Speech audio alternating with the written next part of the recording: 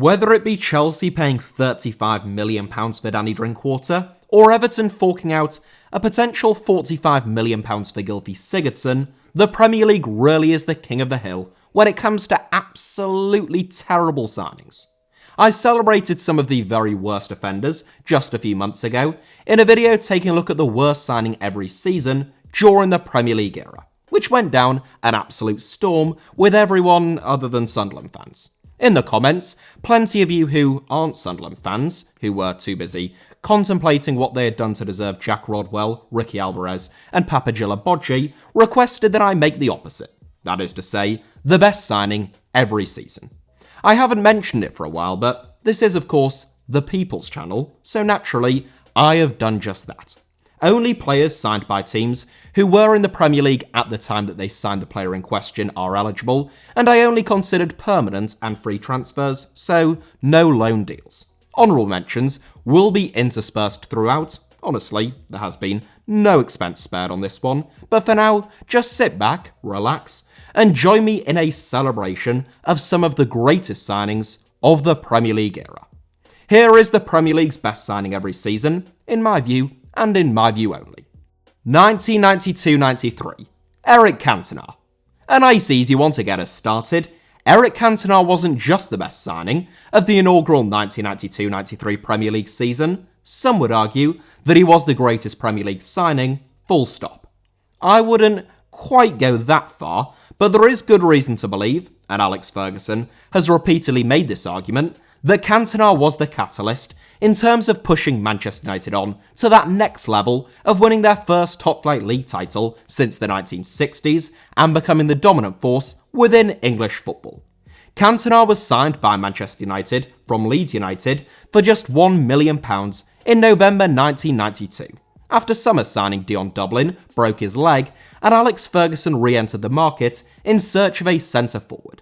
Cantona's professionalism in training and all-round aura proved pivotal as Ferguson's men lifted the very first Premier League title, and Cantona went on to win 4 league titles in only 5 seasons at Old Trafford, playing a key role in every single one of them. Honourable mentions go to Alan Shearer, who was signed for £3.6 million by Blackburn Rovers that season, where he scored 130 goals in 171 games before departing for a world record £15 million fee to Newcastle United. And also to Teddy Sheringham, who joined Tottenham that summer for just a shade over £2 million. 1993-94, Roy Keane. One of the 3 greatest signings of the Premier League era, in my view, and quite possibly the single most important player in the entire 30-year history of the Breakaway League, it is hard to overestimate Roy Keane's impact over more than a decade at Manchester United. Whilst Alex Ferguson and Manchester United won their first league title since the 1960s in the 1992-93 season, Roy Keane was part of a Nottingham Forest squad that suffered the team's first relegation since the start of the 1970s. Keane was in no way culpable for that disappointment, making the PFA Team of the Year that season in spite of that relegation, hence why Manchester United had to pay a British record £3.75 million to sign Keane over the summer break. That seemed like a big fee at the time, but it looks like a pittance now.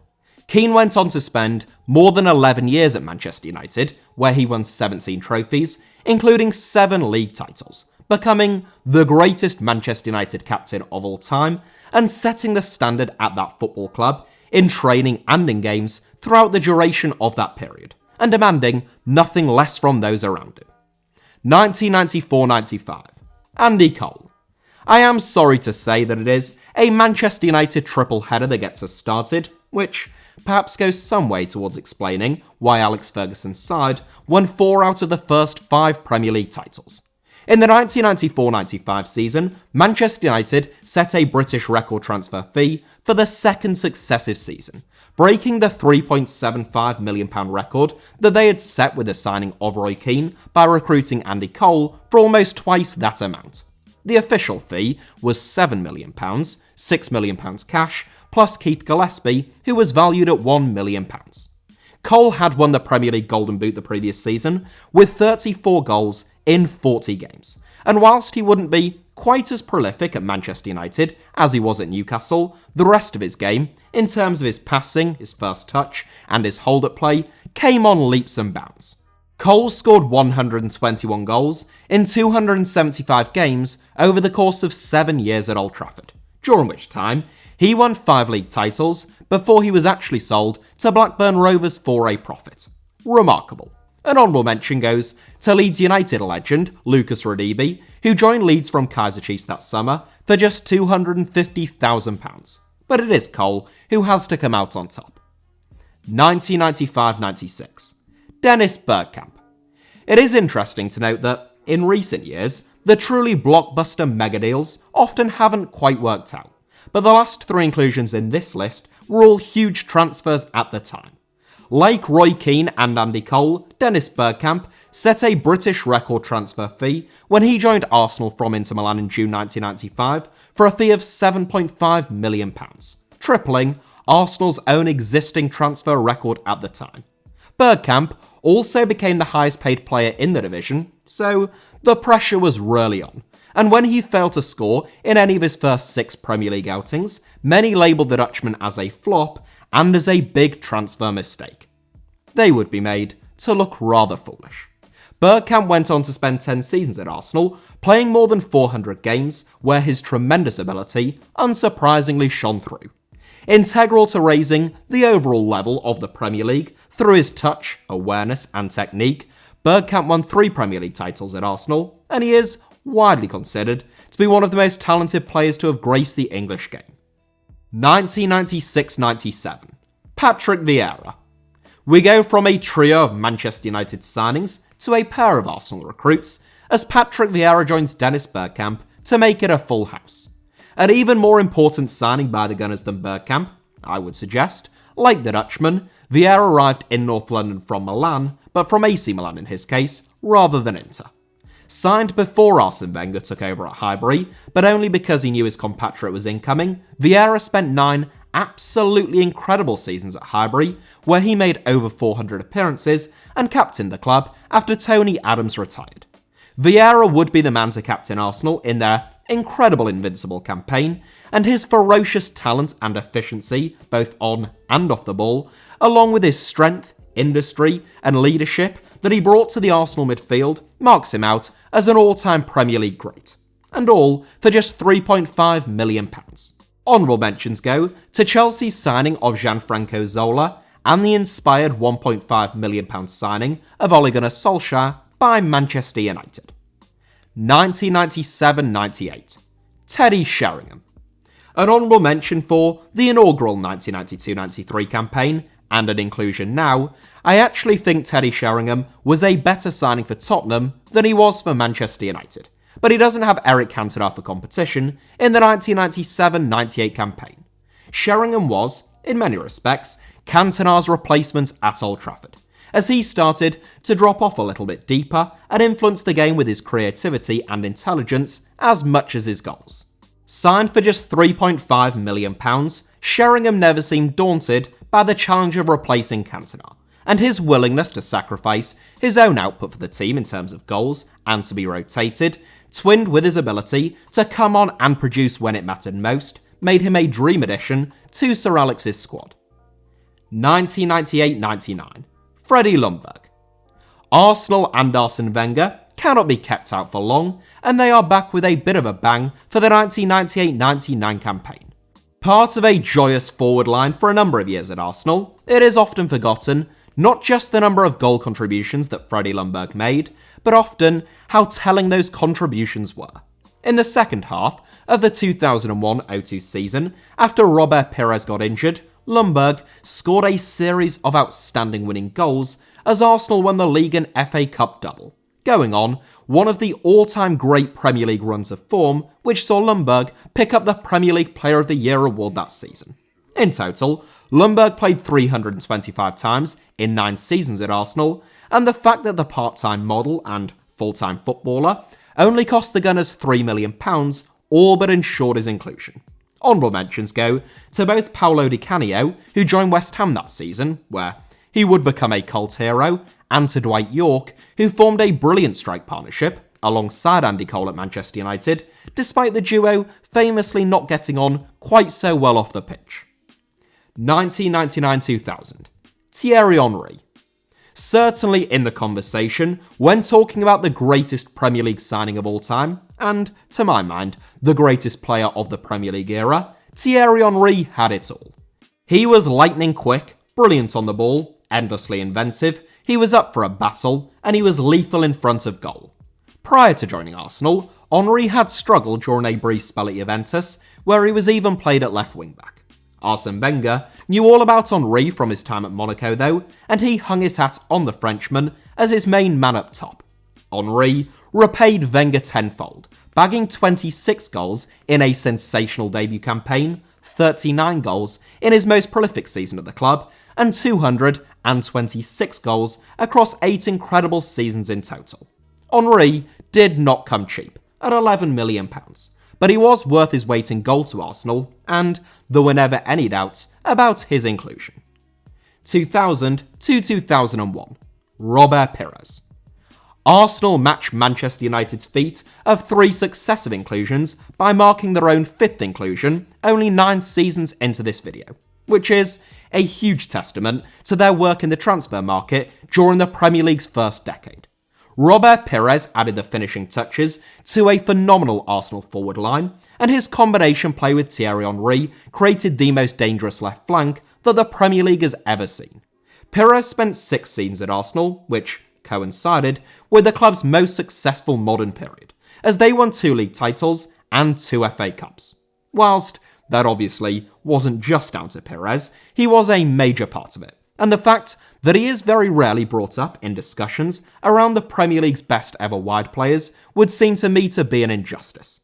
Given that Pires cost the Gunners £6 million and was signed as a replacement for Mark Overmars, who departed for £25 million, he really was a world-class signing, and every bit worthy of a spot in this list. 2001-02, Frank Lampard. Arsenal's dominance is brought to an end by a Premier League legend at another famous London club. Frank Lampard made his name at West Ham United, where his tireless work rate and willingness to improve set him on a path to stardom. He set Chelsea back £11 million in the summer of 2001, but within just a few years, Lampard was one of the best midfielders in Europe. Absolutely lethal in the final third, no midfielder has scored more goals during the Premier League era than Lampard, who went on to win 13 trophies in exactly 13 seasons at Chelsea. Lampard also went on to become Chelsea's all-time leading goalscorer, which is some feat for a midfielder, so he takes the crown for the 2001-02 season, ahead of Manchester United's even more expensive £19 million signing of brilliant Dutch centre-forward Ruud van Nistelrooy. 2002-03, Rio Ferdinand. Rio Ferdinand set a world record fee for a defender for a second time in the summer of 2002, still aged only 22. When he left Leeds United, who he had joined for a fee of £18 million, to join Manchester United for an initial fee of £29.3 million, which eventually spiralled to £33.3 million due to add-ons. That was an enormous fee, which also represented a British record transfer fee, one that wouldn't be broken for 4 years, and probably not until Fernando Torres joined Chelsea if you factor in inflation. However, in return for that fee, Manchester United signed the best centre-back in England, and one of the best in Europe, who was still in his early 20s. Ferdinand went on to spend 12 seasons at Old Trafford, where he won 14 trophies, racking up 455 appearances. Ferdinand was a mainstay in the Manchester United side whenever he wasn't injured or suspended due to failing to attend a drug test. The latter of those two only happened once, just so that we're clear. And his partnership with Nemanja Vidic is arguably the most formidable centre-back pairing of the Premier League era. A very honourable mention must go to JJ Okocha, who joined Bolton Wanderers on a free transfer that season and was later voted to have been the best player to have ever played for the club. 2003-04, Cristiano Ronaldo. Under the new ownership of Russian billionaire Roman Abramovich, Chelsea signed Claude Makelele in the summer of 2003, a signing which probably would have taken top spot in most seasons. Unfortunately for the Frenchman, Manchester United signed Cristiano Ronaldo during the very same season, one of English football's all-time great transfers. So he has to settle for a very honourable mention. Ronaldo arrived at Old Trafford as part of a transfer merry-go-round, which saw David Beckham join Real Madrid and Barcelona sign Ronaldinho. But incredibly, Ronaldo would end up being the best signing of the lot. In 3 or 4 seasons of Ronaldo's 6 seasons at Old Trafford, he was borderline unplayable, bagging 42 goals in 49 games during the 2007-08 season, which was enough to see him win his first Ballon d'Or. Had he stuck around for another 3 or 4 years, Ronaldo might have been the greatest Premier League signing full stop. But the fact that he was signed for £12.24 million, he was sold for a world record breaking £80 million, and he was brilliant for all of the time in between, ensures that Ronaldo sees off any competition in the 2003-04 campaign. 2004-05, Wayne Rooney. A season with more brilliant signings than any other in the history of the Premier League, Liverpool signed Xabi Alonso in the 2004-05 season, Chelsea signed Didier Drogba and Petr Cech, and Manchester United signed Wayne Rooney. The Chelsea duo are bitterly unfortunate to miss out, particularly Cech, who cost the Blues just £7 million, but how could I leave Rooney out? An obvious superstar from the minute that he made his first team debut at Everton, Rooney arrived at Manchester United fresh off the back of lighting up Euro 2004, which England might well have won had Rooney not been injured early on against the host nation of Portugal.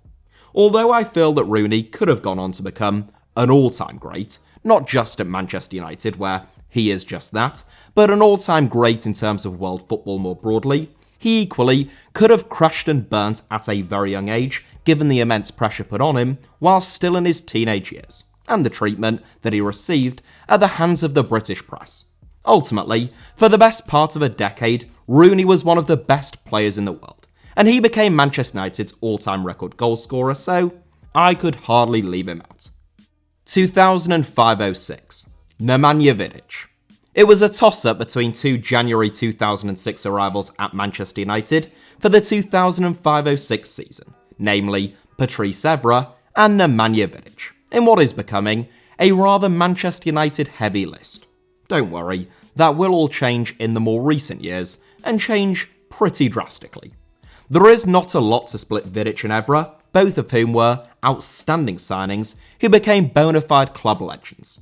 I went with Vidic on the grounds that I think it would have been easier, not easy, but slightly easier, for Alex Ferguson to have found someone who could have done the job that Evra did at Manchester United, or come reasonably close, than it would have been for him to do likewise with Vidic.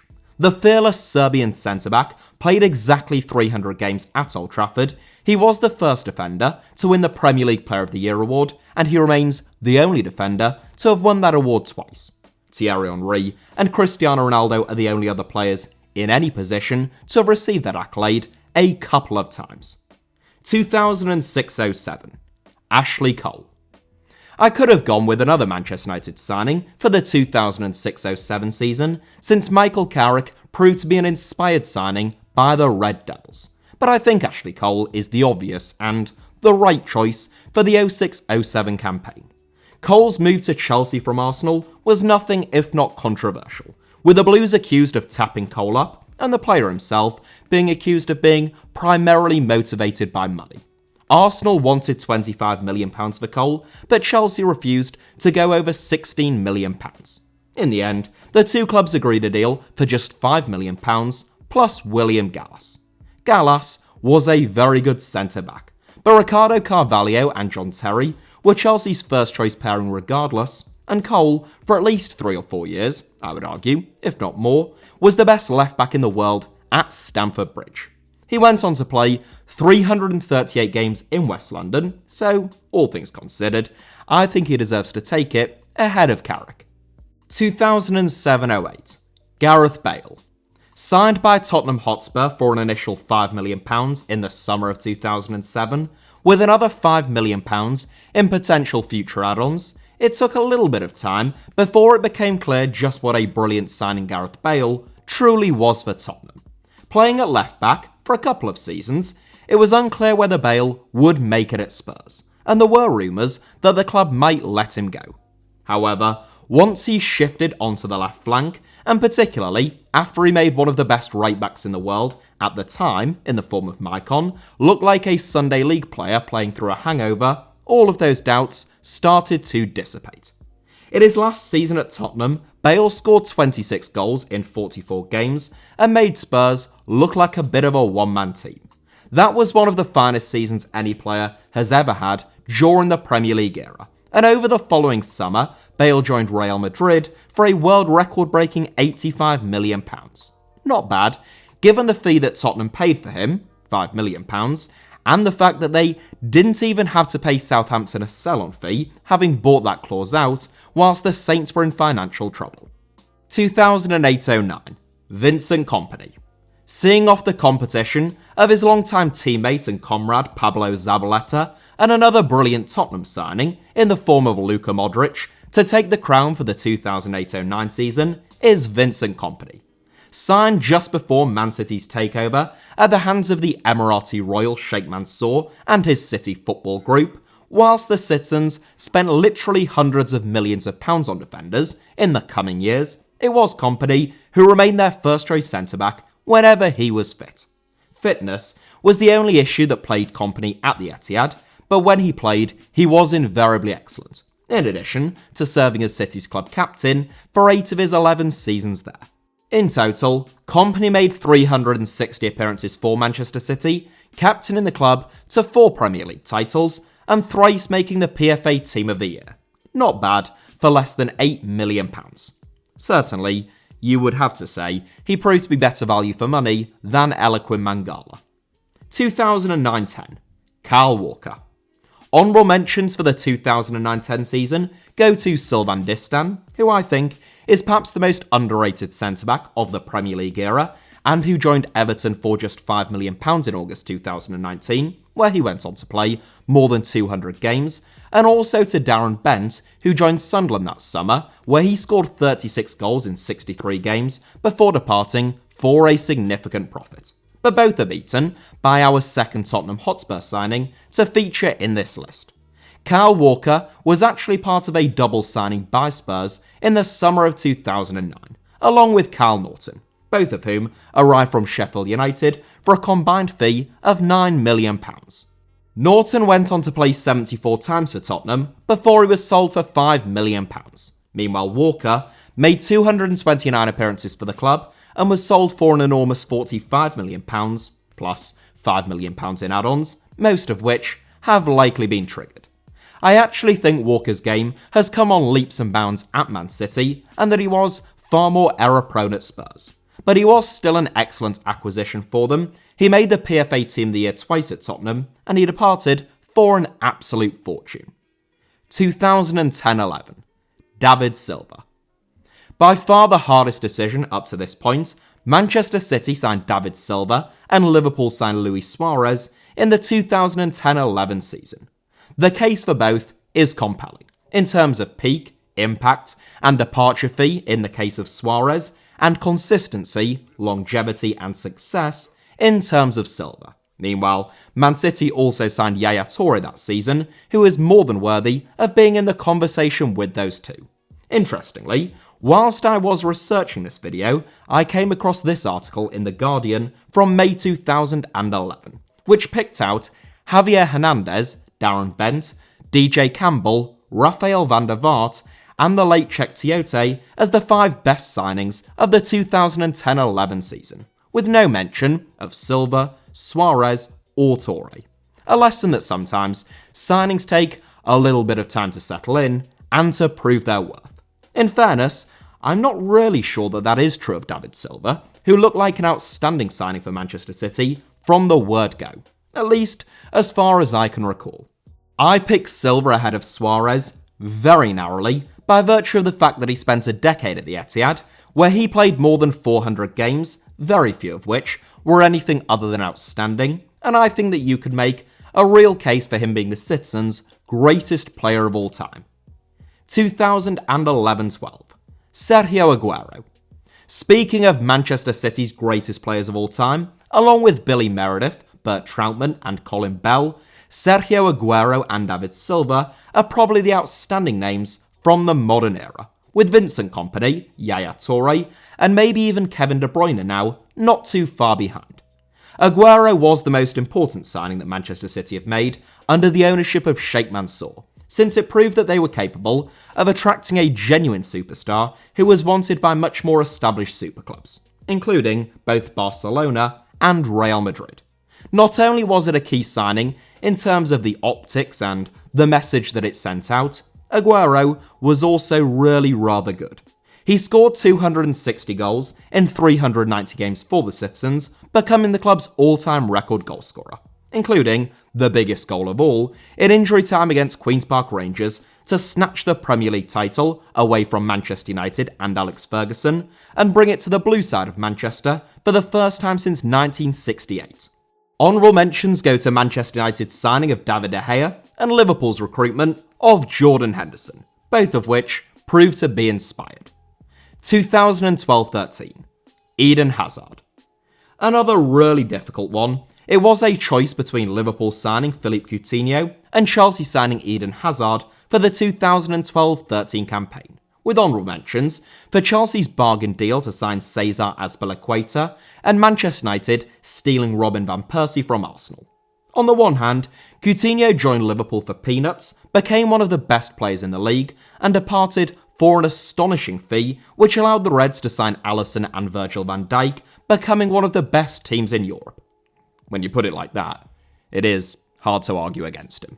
On the other hand, Hazard played over 350 times for Chelsea, becoming one of the club's greatest players of all time, and probably the outstanding Premier League player of the 2010s, before also departing for a ridiculous fee to a La Liga giant.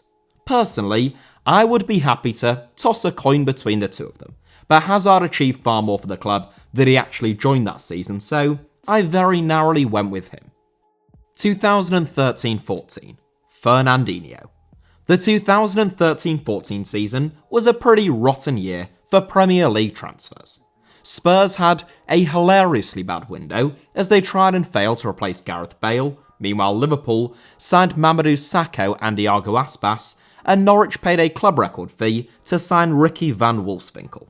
Within all of these stinkers, there were two real gems, namely Swansea City's signing of Wilfried Bony and Manchester City bringing in Fernandinho from Shakhtar Donetsk.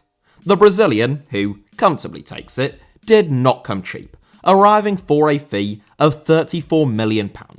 Always a brilliant defence midfielder, Fernandinho reached a new level under Pep Guardiola, I think, becoming arguably Man City's most important player in the 2017-18 campaign, and bordering on faultless for 2 or 3 seasons. Closing in on 400 appearances at the Etihad now, Fernandinho will most likely fall just short of that milestone, having stated publicly that this will be his last season at the club, having just turned 37. 2014-15, Wilfried Zaha. The obvious choice might have been Diego Costa for the 2014-15 season, who did an outstanding job leading the line for Chelsea and played a key role in the club winning 2 Premier League titles. But I have looked to the opposite end of the Premier League table this time around. Wilfried Zaha came through the Crystal Palace youth ranks, but after his £10 to £15 million move to Manchester United didn't work out, the Eagles bought him back for between £3 to £6 million. Zaha has just enjoyed his 8th and also his most prolific season back at Selhurst Park, and I think it would be fair to say that Crystal Palace most likely would have been relegated in half of those seasons were it not for the Ivorian international. Had Palace wanted to sell Zaha at almost any stage over the past 6 or 7 years, they could have done so for in excess of £50 million. But Zaha's importance to them, in terms of survival, has been worth a heck of a lot more than that, and it is for that reason that he takes this one narrowly ahead of Costa. 2015-16, N'Golo Kante.